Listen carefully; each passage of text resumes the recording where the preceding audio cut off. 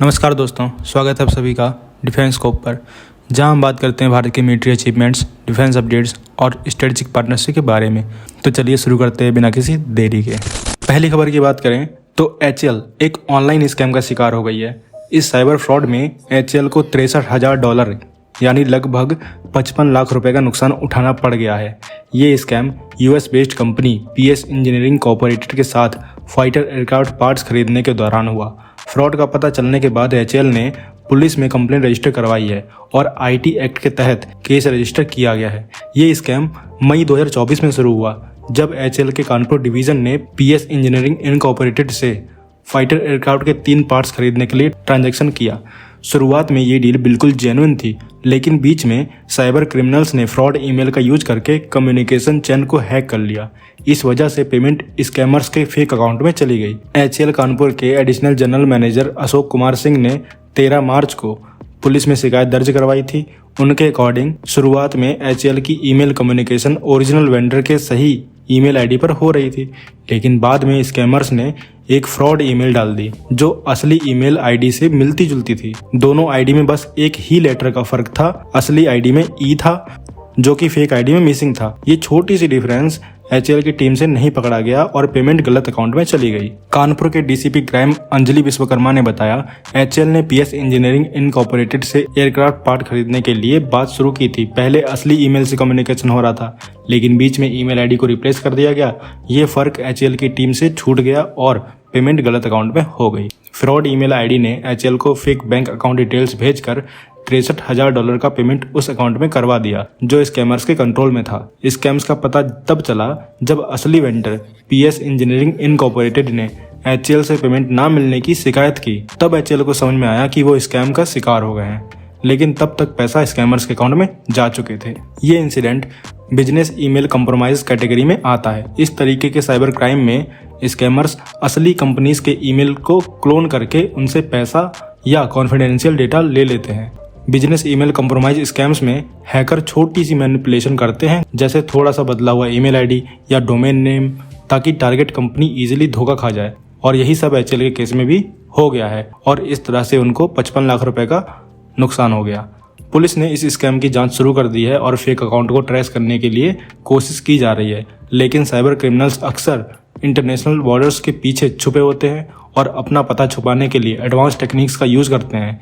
इस वजह से पैसे वापस पाना तो बहुत मुश्किल हो जाता है और ऐसे बड़े केसेस में नुकसान सिर्फ देश का और जनता का होता है। तो आप क्या कहेंगे इस खबर के बारे में कमेंट सेक्शन में जरूर बताइएगा। अगली खबर की बात करें तो चाइना की फॉरेन मिनिस्ट्री की स्पोक पर्सन माओ निंग ने PM नरेंद्र मोदी के रिसेंट पॉडकास्ट इंटरव्यू में दिए गए भारत चाइना रिलेशंस पर पॉजिटिव रिमार्क्स की तारीफ की है। माओ निंग ने कहा कि भारत और चाइना के बीच ड्रैगन एलिफेंट डांस जैसा कॉर्पोरेशन ही दोनों देशों के लिए एकमात्र सही रास्ता है। चाइनीज स्टेट मीडिया ने इस बात को रिपोर्ट किया है। चाइनीज न्यूज़पेपर ग्लोबल टाइम्स के मुताबिक माओ निंग ने मीडिया से बात करते हुए कहा कि चाइना ने भारत के साथ मिलकर अपने लीडरशिप में जो सहमति बनाई है उसे पूरी तरह लागू करने के लिए तैयार हैं।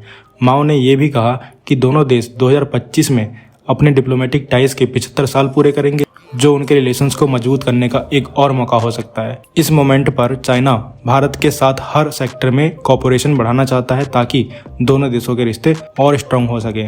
ग्लोबल टाइम्स की रिपोर्ट के मुताबिक पिछले साल अक्टूबर में ब्रिक्स समिट के दौरान कजान रसिया में चाइनीज प्रेसिडेंट शी जिनपिंग और PM मोदी की मुलाकात हुई थी। तब दोनों के बीच अपने डिप्लोमेटिक टाइज और बॉर्डर सिचुएशन पर बात हुई थी। संडे को AI रिसर्चर लेक्स फ्रीडमैन के साथ पॉडकास्ट में PM मोदी ने भारत चाइना के रिलेशंस को लेकर जोर दिया कि दोनों देशों के बीच भले ही बॉर्डर पर डिस्प्यूट चल रहे हों, लेकिन भारत चाइना के बीच हिस्ट्री में कभी डायरेक्ट युद्ध नहीं हुआ है।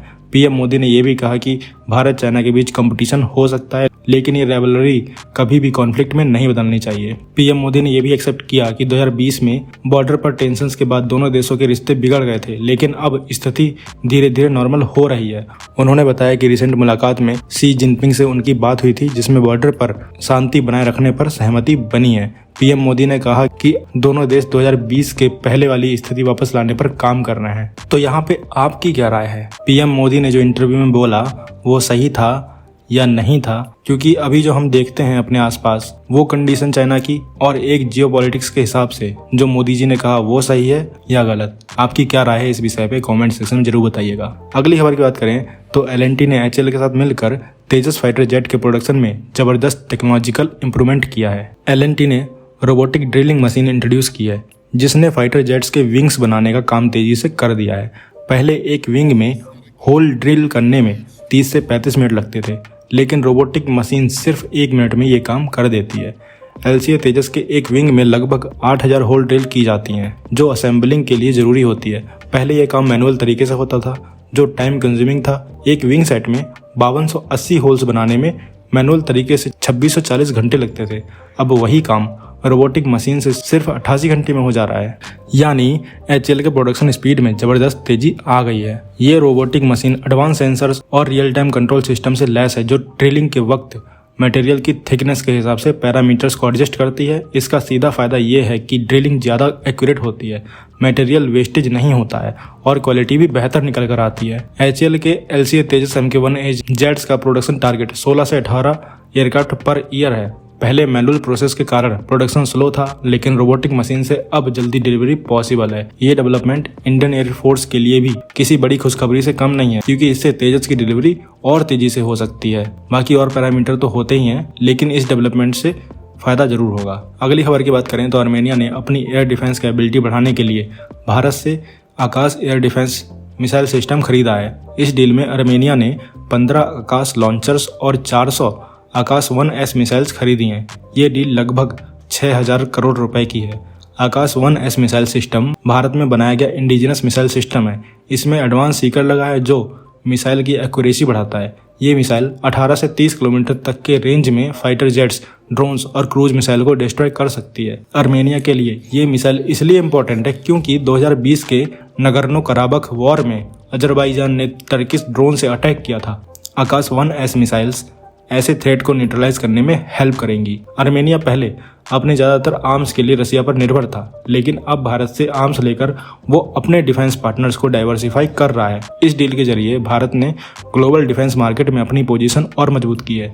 आकाश मिसाइल एक्सपोर्ट से भारत की इंडिजिनस टेक्नोलॉजी की ताकत दुनिया को दिख रही है। तो क्या कहेंगे आप इस खबर के बारे में कमेंट सेक्शन में जरूर बताइए, और HAL के विषय में भी अपनी राय जरूर दीजिएगा। मैं आप सबके कमेंट पढ़ने वाला हूँ। ओके, तो दोस्तों ये थी आज की डिटेल्ड अपडेट्स हमारे भारत के डिफेंस और इंटरनेशनल स्ट्रेटजीज के बारे में। अगर आपको ये वीडियो इन्फॉर्मेटिव लगा हो तो लाइक करें, शेयर करें और चैनल को सब्सक्राइब करना ना भूलें। आपका सपोर्ट हमें और बेहतर कंटेंट बनाने के लिए मोटिवेट करता है। मिलते हैं नेक्स्ट वीडियो में। थैंक्स फॉर वॉचिंग एंड जय हिंद, जय भारत।